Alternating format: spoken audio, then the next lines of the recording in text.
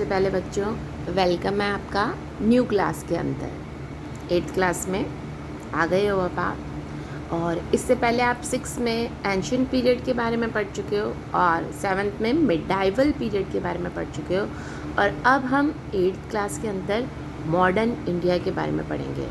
अब तक आपने एंशिएंट पीरियड में जो प्राचीन काल था उसके बारे में जाना और मिडाइवल में जो चेंजेस आए 17 से लेकर और 1750 ईस्वी तक क्या क्या बदलाव आते रहे उनके बारे में जाना। अब हम पढ़ेंगे कि ब्रिटिशर्स के आने के बाद में इंडिया पर क्या इफ़ेक्ट पड़ा और क्या हुआ, तो उन सब के बारे में जानेंगे। और ये तुमको लगेगा कि काफ़ी हद तक तुम्हारे करीब से, मतलब बहुत ही पास का इतिहास तुम पढ़ने जा रहे हो, मॉडर्न इंडिया।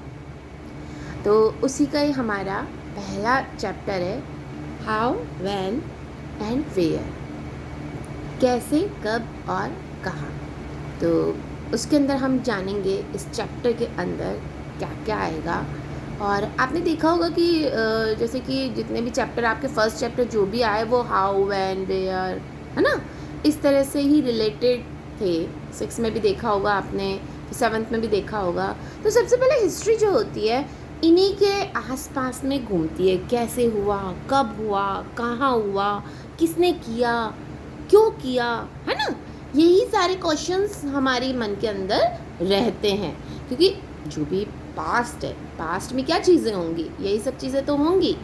तो उन्हीं सब के बारे में हम इस चैप्टर के अंदर थोड़ा बहुत जानने का प्रयास करेंगे। और ये जो आपकी जो बुक है, ये ब्रिटिश के आने से लेकर आपको जो हमारा आज़ादी का जो पीरियड था उन सब के बारे में जानकारी देगी। तो हम सबसे पहले हमारा जो इस चैप्टर का सबसे पहला टॉपिक है, हमें देखते हैं कि आपको दे रखा है यहाँ पर डेट्स के बारे में। तारीखें कितनी महत्वपूर्ण होती है। तो historian were fascinated with dates. एक वक्त था जब इतिहासकार तारीखों के जादू में ही खोए रहते थे। कब किस राजा की ताजपोशी हुई, कब कौन सा युद्ध हुआ, इन्हीं तारीखों पर गर्मा गर्म बहस चलती थी। आम समझा जाता था कि भाई कौन सा राजा बैठा होगा, किसकी ताजपोशी हुई होगी, किसने कौन सी बैटल करी होगी और कौन जीता होगा।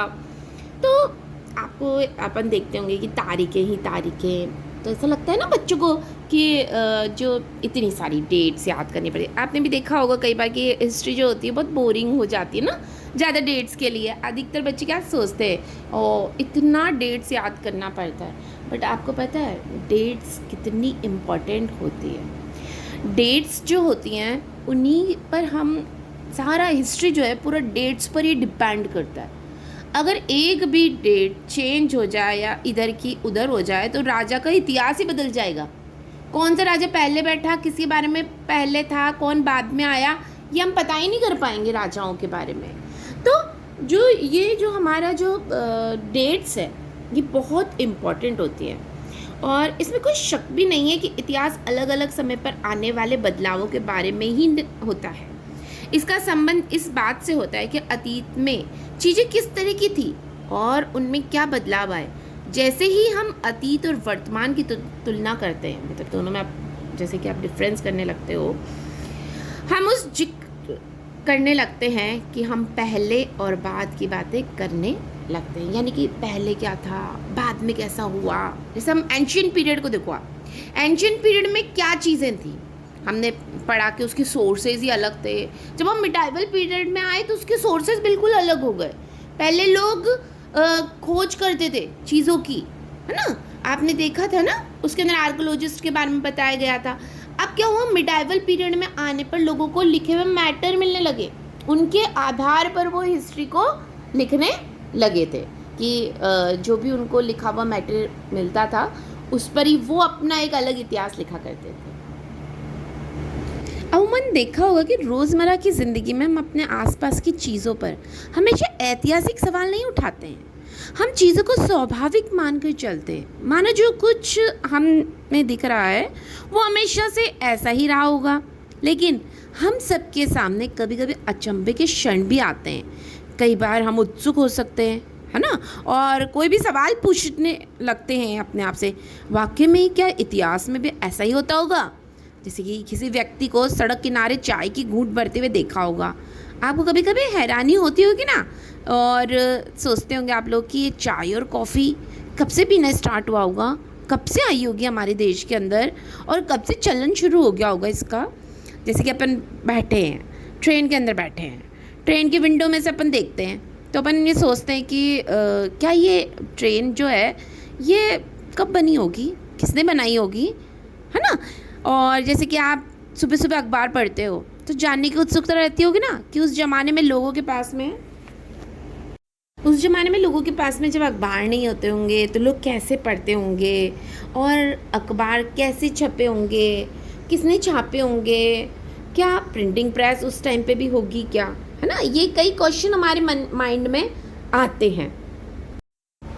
ये सारे ऐतिहासिक सवाल हमें समय के बारे में सोचने के लिए प्रेरित कर देते हैं। समय को हमेशा साल या महीने के पैमाने पर नहीं देखा जा सकता है। कई बार ऐसी प्रक्रियाएं होती है, कोई तारीख तय करना वाकई गलत होता है जो एक लंबे समय तक चलती रहती है। भारत में लोगों ने अचानक एक दिन सुबह सुबह चाय पीना शुरू नहीं किया होगा, इसका स्वाद धीरे धीरे जबान पे चढ़ने लगा होगा। इस तरह की प्रक्रियाओं के लिए कोई स्पष्ट तिथि नहीं हो सकती है। इस तरह हम ब्रिटिश शासन की स्थापना के लिए कोई एक तिथि नहीं बता सकते हैं। हम ये अनुमान लगा सकते हैं, और ये भी अनुमान लगा सकते हैं भाई राष्ट्रीय जो आंदोलन हुए होंगे वो कब हुए होंगे, है ना। एक डेट फिक्स नहीं है, कब से लोग उनके ब्रिटिशर्स के खिलाफ हो गए, ये धीरे धीरे होने लगा था। किस तरह चेंजेस आए, धीरे धीरे आए ये सारे changes. Why then do we continue to associate history with a string of dates? तो फिर लोग इतिहास को तारीखों से जोड़कर क्यों देखते हैं? एक समय था जब युद्ध और बड़ी बड़ी घटनाओं के बारे में ब्यौरा रहता था, उसी को ही क्या माना जाता था, हिस्ट्री का एक पार्ट माना जाता था, उसी को हिस्ट्री मानते थे। ये इतिहास राजा महाराजाओं और उनकी नीतियों के बारे में होता था। इतिहासकार ये लिखते थे कि कौन से साल में राजा का ताज पहनाया गया, फिर किस साल में उसका विवाह हुआ, किस साल उसके घर में बच्चा पैदा हुआ, कौन से साल में उसने कौन सी लड़ाई लड़ी और वह कब मारा गया, उसके बाद कब कौन सा शासक गद्दी पर बैठा। इस तरह की घटनाओं के लिए निश्चित तिथि बताई जा सकती है, और इस तरह के इतिहासों से ही तिथियों का महत्व बना रहता है। हम जब डेट्स की जो इम्पोर्टेंस मानते हो ना, आपकी डेट्स क्यों इम्पोर्टेंट है, इन्हीं के लिए ही है भाई। कौन सा राजा था, उसने कब बैटल करी, कब उसने ताज पहना, है ना भाई, इन सब को ही हम इम्पोर्टेंट मान सकते हैं।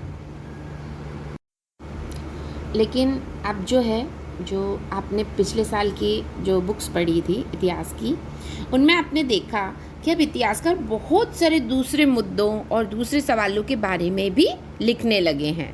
वह इस बात पर भी ध्यान देते हैं कि लोग किस तरह अपनी रोजी रोटी चलाते थे, क्या उनका इनकम सोर्स था, है ना, और वह क्या पैदा करते थे, कौन सी क्रॉप्स उगाते थे और क्या खाते थे, शहर कैसे बने, बाजार किस तरह से फैला, किस तरह रियासतें बनी, नए विचार पनपे और संस्कृति व समाज किस तरह से बदले, लोग किस तरह से मिलजुल के रहने लगे, कैसे क्या क्या चीज़ें आने लगी। अपन ने ये सारा का सारा हिस्ट्री के अंदर अपन ने 7th में भी पढ़ा और 6th में भी आपने पढ़ा है। अब आपको समझ में आ रहा होगा कि डेट्स आर इम्पॉर्टेंट, है ना, कि डेट्स के बिना कोई भी हिस्ट्री को लिखना बिल्कुल नामुमकिन है।